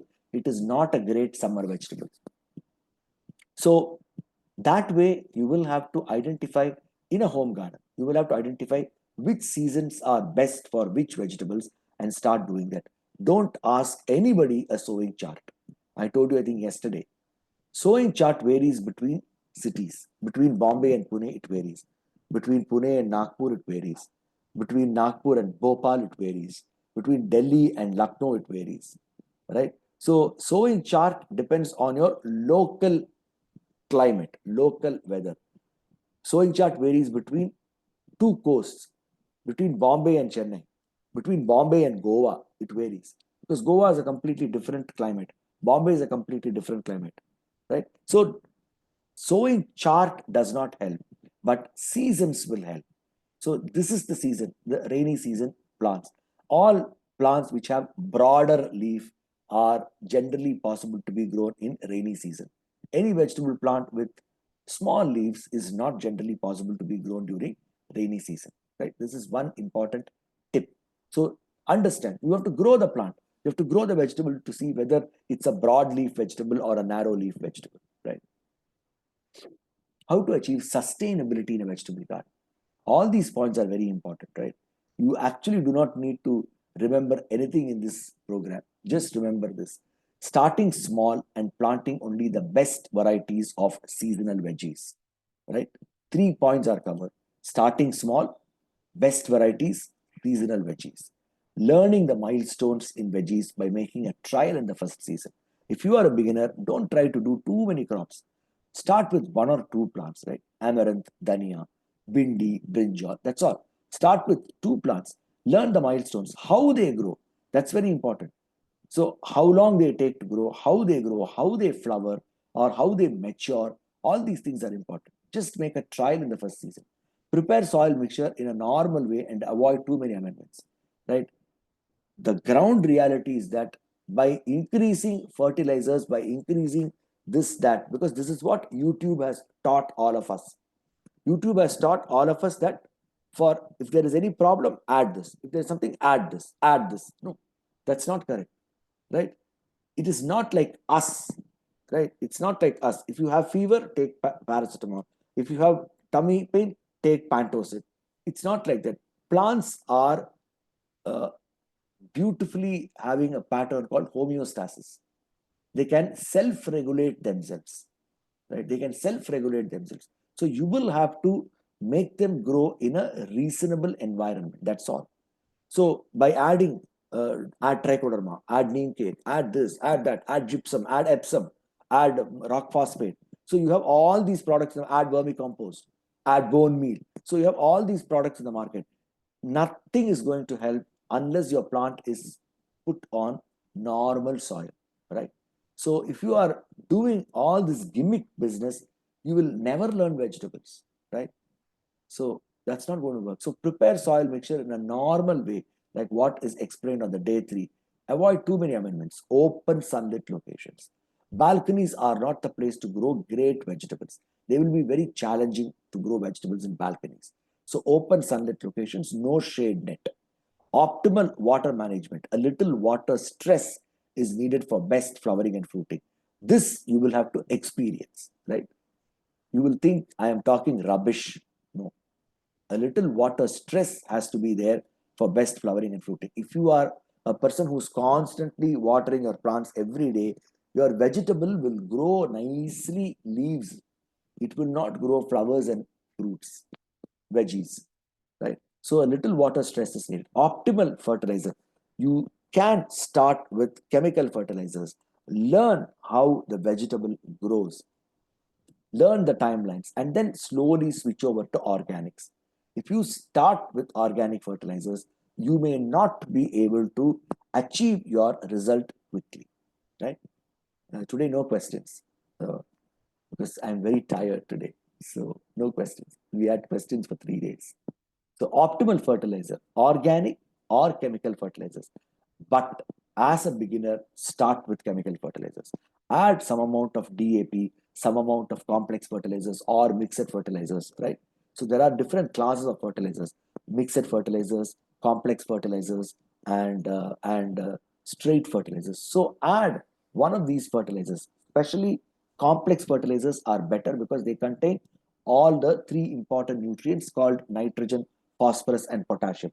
Just about 4 grams per plant is more than enough. 3 grams, 4 grams, 2 grams per plant is more than enough. Don't dump them with fertilizers. So start with fertilizers and move to organics. With fertilizers, you will be able to easily understand the growth timelines, right? Troubleshooting in vegetables. We'll finish off in about 5 minutes, 5-10 minutes, right? Troubleshooting in vegetables. Insect pests are seasonal and affect veggies only at certain points of time. Diseases, especially viral diseases, are a great challenge. Vegetables are the only entities where viral diseases are seen. Ornamental plants, you won't see any viral diseases, right? Vegetables have viral diseases, like how we have viral infections. Vegetables have viral infections. Viral infection in vegetable is a one-way ticket. After the viral infection occurs on a plant, the plant has to be pulled out. There is no way, there is no treatment for a viral infection. There is prevention for viral infection. How? You have to use disease resistant varieties. Lot of varieties have been released by the Indian Council of Agricultural Research, it's a government body, and lot of private agricultural centers. There are lots of viral disease resistant varieties, fungal disease resistant varieties. That's exactly why I'm telling you, please check the internet for these good stuff, not for learning magic gardening, right? There are lots of disease resistant varieties. Please choose disease resistant varieties and grow them. Otherwise, you will never even know your plant is affected by a viral infection. Friends, that's why I told you vegetable is like post graduation. Your bindi would have been affected by a viral infection. It will be bleached leaf, yellow leaf, right? You will think it is because of lack of nutrition and you will keep applying fertilizers for that. No, whatever fertilizers you apply, this is not going to be turning back because it's a viral infection. There's going to be a leaf curl virus in the tomato, right? You may think that it's a sap feeding insect and you keep applying some pesticides. It will not revert back because it's a viral infection. So that's why I told you, try to grow one vegetable or two vegetable per year. Learn what the vegetable growing is like. Learn the milestones. Learn whether this is a disease or this is a pest or whatever it is, right? Get into the group of like-minded garden enthusiasts, not people who are WhatsApp warriors, right? WhatsApp warriors, never get in touch with them. They will have lots of unwanted information to share. Stay in groups which have good participation about good gardening, right? Or WhatsApp groups or Facebook groups or whatever it is. Viral diseases are deadly in vegetables, and the only way to get out of viral diseases to grow a vegetable which is resistant to viral diseases, and they are released by institutes. Cultural management of insects works very well in home garden. Sticky traps, light traps, right? All these things work very well in a home garden. Neem will not help in curing diseases. Each and every point is important. Your neem-based pesticides will not help in curing viral disease, fungal disease, bacterial disease. No way. The greatest challenge in kitchen garden is pest and diseases. As long as you don't get any pest and diseases, you can boast about your kitchen garden. Wow, I do a wonderful kitchen garden. Once you start getting pest and diseases, yes, everything will come down, right? You will feel that you will not like to tell that your kitchen garden is going for a sixer, you will just say, yeah, it was very hot. It is summer, it is heat. And so my plants all dried. It's not because of summer heat. I will show you my cluster beans now. No speck, no spots, no disease, beautifully flowering and beautifully growing in hot sun. Is there on the west, right? So it's not because of summer your plant is dying, it's because of a disease your plant is dying. You conveniently do not want to learn about a disease and you put the blame on the sun, right? Fortunately, agricultural research institutes in India have evolved a lot of disease resistant vegetable varieties.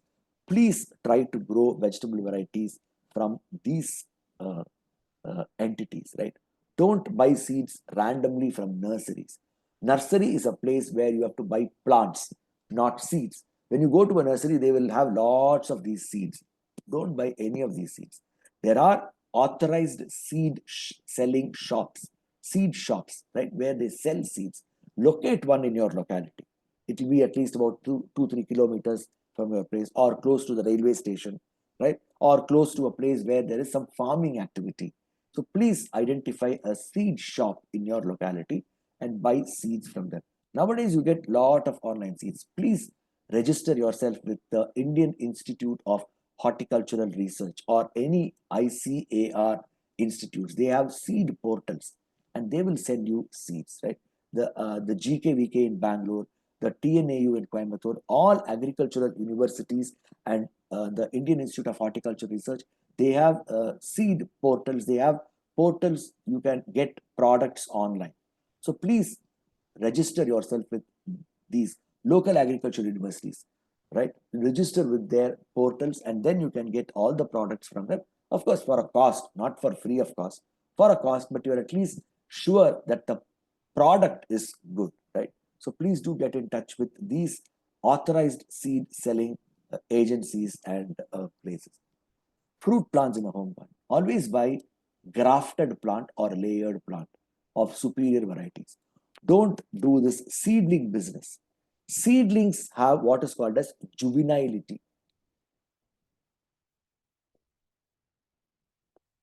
Seeds have what is called as juvenility, right? Any seedling plant, any seed grown plant will have juvenility like us. We are reproductively mature only after 14 years, 13 years, right?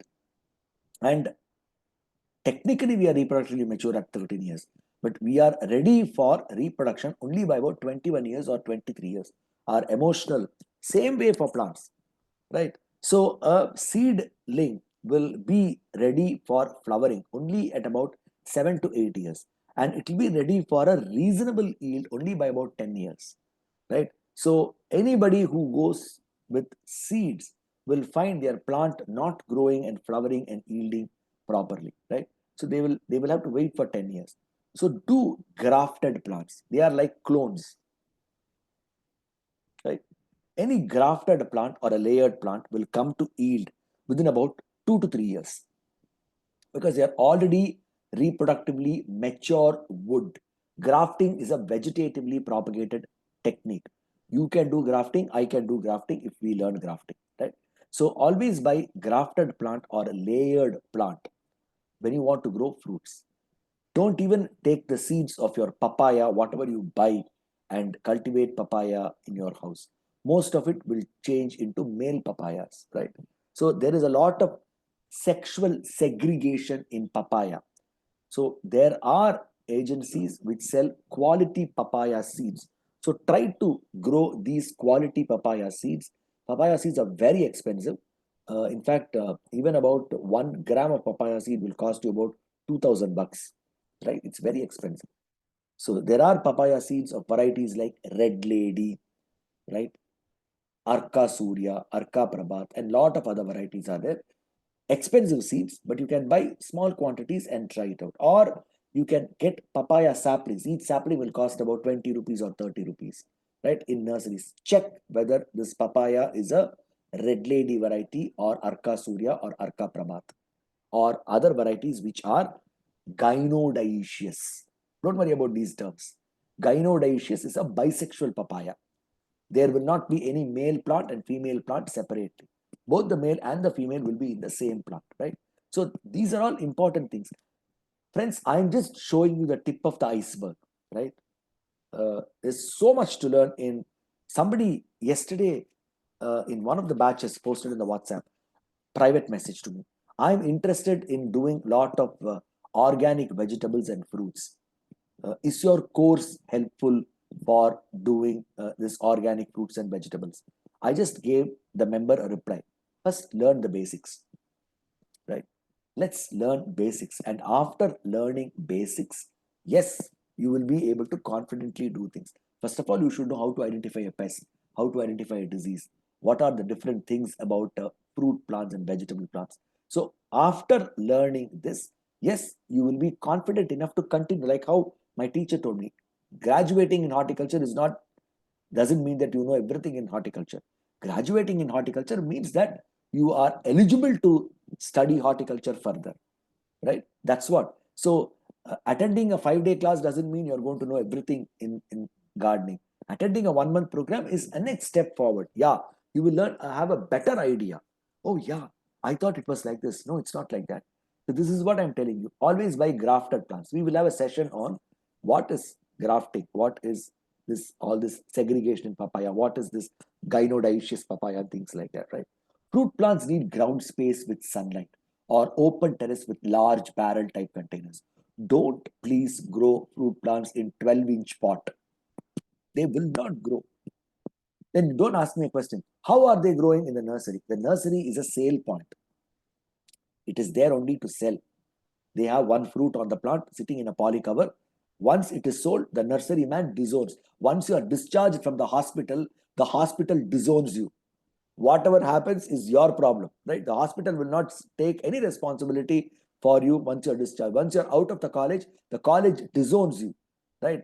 Whether you become whether you have a bright career or you have no career is not the college's problem, right? It's up to you. So don't do all these growing of fruit plants in small containers. Do it on large containers. Fruit plants that are possible in terrace spaces and small gardens are banana, papaya, guava, custard apple, West Indian cherry, not sweet cherry. Sweet cherry is a strict winter crop, winter region plant, cool region plant, rather cold region plant. There is a cherry which is called West Indian cherry, which is a very high vitamin C entity, sour cherry, right? Small type of sapota, lime, lemons, and pomegranate. Lime is different, lemon is different. Lime is what we normally have. The nimbu is what is called acid lime or key lime. Lemon is completely different. It's an oblong fruit, generally seedless fruit. Lemons are mostly not used in this country commonly, right? In the European countries, Mediterranean countries, lemons are used very well. African countries, lemons are used very well. So lemons have a very typical taste, flavor in their juice. Limes is what we use on a day-to-day basis. Mango, avocado, coconut, jack, breadfruit, pome fruits. Pome fruits are apple, plum, pear, and peach. They are pome fruits. Strawberry. All these are more space intensive and care intensive. So don't try to grow all these plants in a small space, in a cluttered space, right? There are people who have 5 feet space all around the house. They will plant one mango tree, one sapota tree, one amla tree, one jack tree, two coconut trees, right? Without even understanding. I'll tell you something. Will you have 10 children nowadays with one salary? 100 years back, our forefathers had 10 children with one salary, right? Will you have 10 children with one salary? No, no. You would appreciate space. You would appreciate the space in your family, the number of people in your family. Same way, don't put random plants all around your house. They are not going to yield properly at all. They need beautiful sun. They need lot of air. They need space to grow. So just don't try to grow plants 2 feet away from each other. Mango, 2 feet away, sapota, 2 feet away, guava, 2 feet away, something. How many of you have done this in your garden? How many of you have done this in your garden? 2 feet away from each plant, have one fruit plant. Nothing will grow. Everything will just be growing. And you will have a question on WhatsApp and Facebook. I have a mango tree which is 8 years old. It is not at all flowering, but you're hiding the most important fact. You've planted the mango tree in a place where it cannot even grow. There'll be a sapota tree next to the mango tree. Both the trees will cast shade on each other, and there'll be a papaya tree in between. There'll be a jack tree in between. None of the trees will get good sunlight or good nutrition or good space to grow. They need space to grow, right? They need a lot of space to grow. So without all the space, without all the sunlight, without all the nutrition, if you expect them to give you enough yield, it's not fair, right? So whenever you want to do fruit plants, ensure that you have the space to do fruit plants, the sunlight to do fruit plants, the openness to do fruit plants. This is very important, right? So this is what I encounter lots, right? Do a mistake uh, at an early stage, and not possible to rectify that mistake after a certain point of time. But with all the difficulties, one needs the plant to give something. How is it possible? There'll be a lot of shade on the mango tree, right? The mango tree will be covered by another sapota tree. Then on the top, there'll be a coconut tree, right? The coconut tree will cover the entire mango and sapota, right? And we will expect yield from the mango tree. How will the mango tree give yield, right? It will not give yield. So there'll be questions. You will not show the coconut tree shade. You will just show the mango tree photograph. Like so many of you take photos and put it on WhatsApp, right? This is my mango tree. It is not at all flowering. It is not at all fruiting, right? This is not a question at all. There is a beautiful coconut tree on the top casting a lot of shade. That's why your mango tree is not flowering, right? So this is where you will have to identify, be prudent in your gardening. I may be a bit harsh, but unless you are prudent in your gardening, gardening is just going to be like a drab life, right? Not taking responsibility of anything and just whiling away time. That's also a great way of living, but you have to live alone.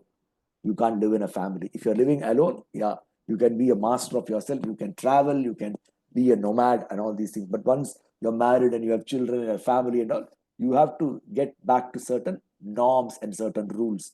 That's exactly what you have to do with your garden. If you want yield from your plants, you have to follow certain patterns, norms, and rules. If you don't want any yield, I just want to live in nature. I just want the plant to grow. I just want to enjoy the plant. I don't bother if they yield. Even if they yield, if the fruits are taken by animals, birds, and squirrels, I'm all the more happy. Then it's a different scenario, right? So you have to be either here or here. You can't be juggling between these two. Fruit plants are slow growing.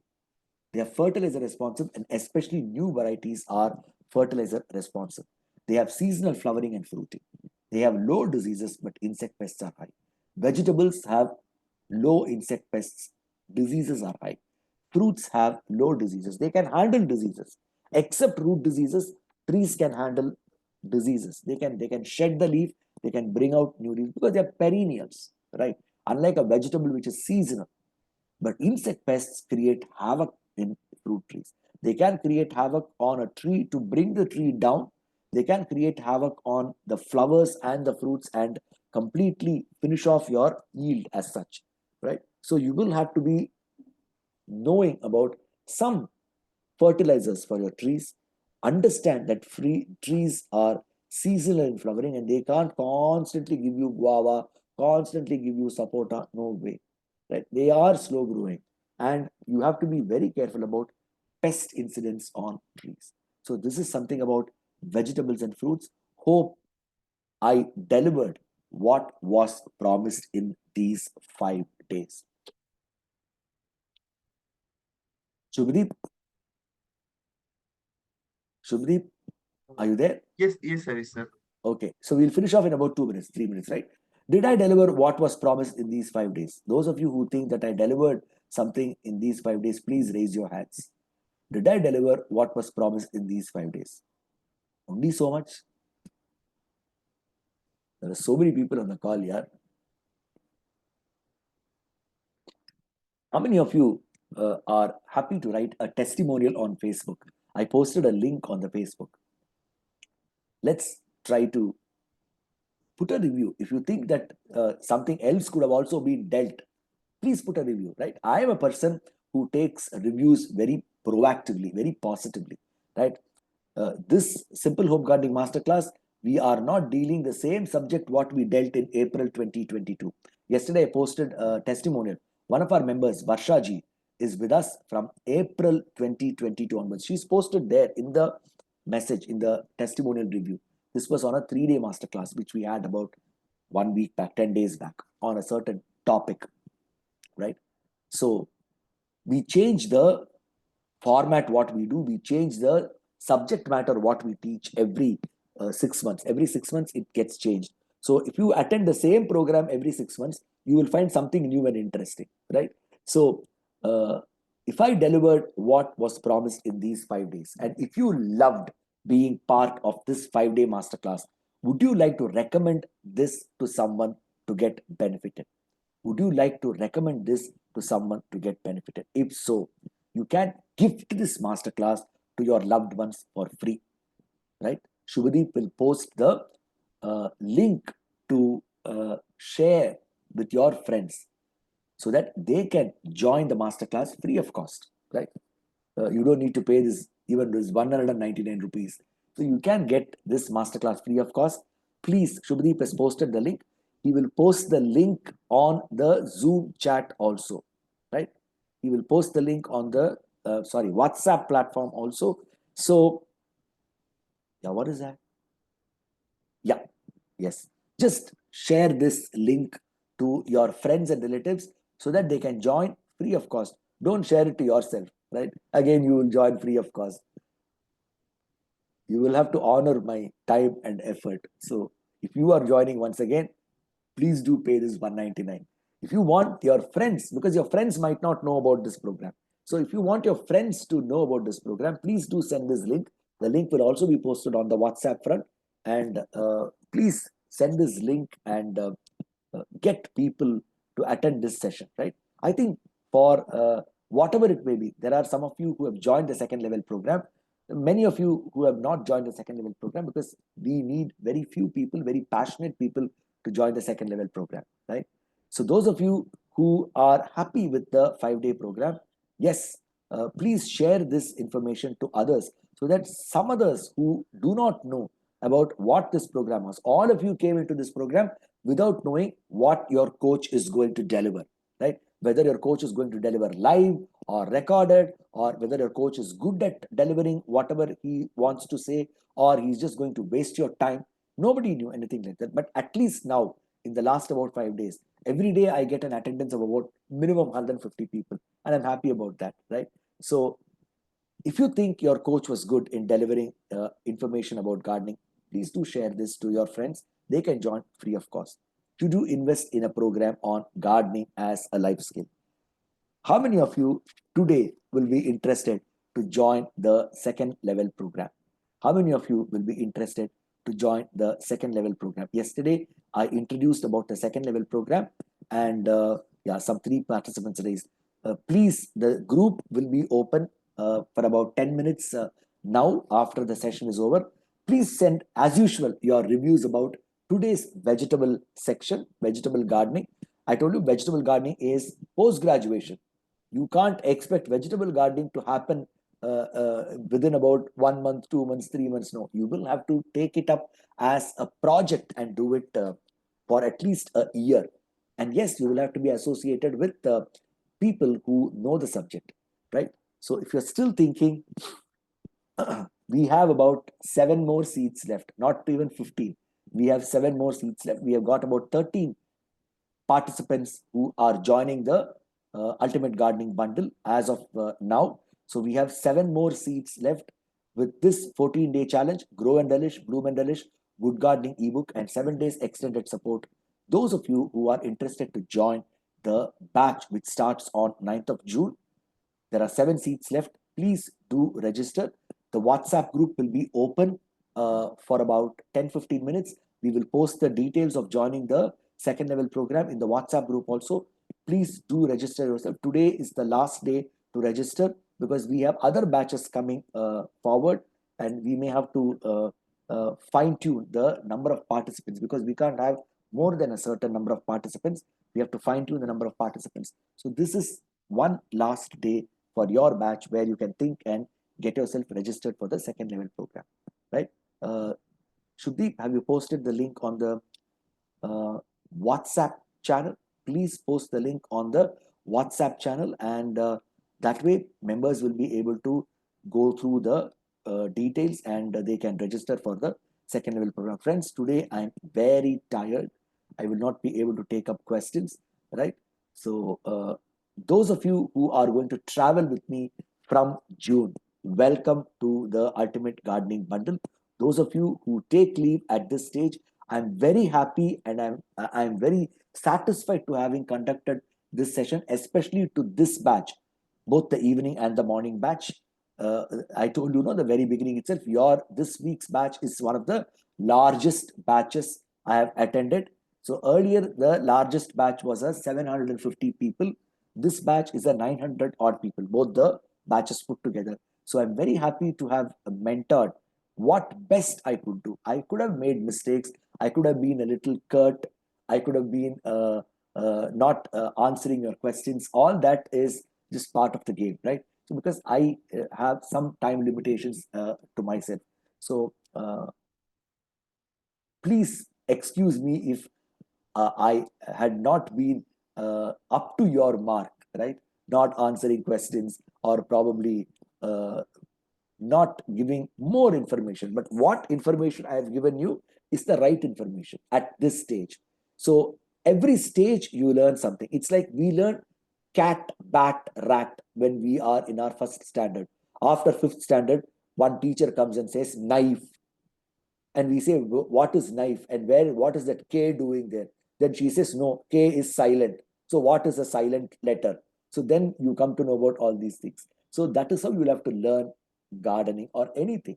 So basics are very important. Once you are confident about basics, then yes, you can move forward very confidently on different entities of gardening.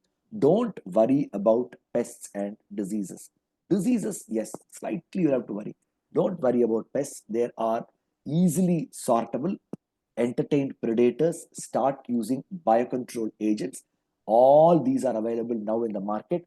25 years back, when I started doing gardening, there were only chemical pesticides. Now there are umpteen organic options, but you will have to try the correct organic options, right? You should not try the wrong organic option and settle for something low. Try the correct organic option and you will definitely be able to do a successful gardening. So friends, with this, I conclude the session, the 5-day masterclass, and thank you very much for joining. Hope it was an interesting session. Please do post your reviews on the Facebook channel because it is there. A lot of people see the WhatsApp channel, it gets diluted. Nobody is going to see the WhatsApp channel. If you want others to enjoy this program, people who do not know who Harish is and what kind of program does Harish give, if you want others to know genuinely, if you're interested in the development of this program, Life Fields Gardening Niche Program, please do post your reviews on the Facebook front. I will again post the Facebook link. We will also post the Trustpilot link. Please post your Facebook testimonials and Trustpilot testimonials. Those of you who are not there on Facebook, please post it on Trustpilot testimonials. Thank you very much. All the best and look forward to seeing the many of you in the second level program. Shubhadeep, are we good to close? Yeah, sure, Harish sir. Yeah, thank you. Thanks.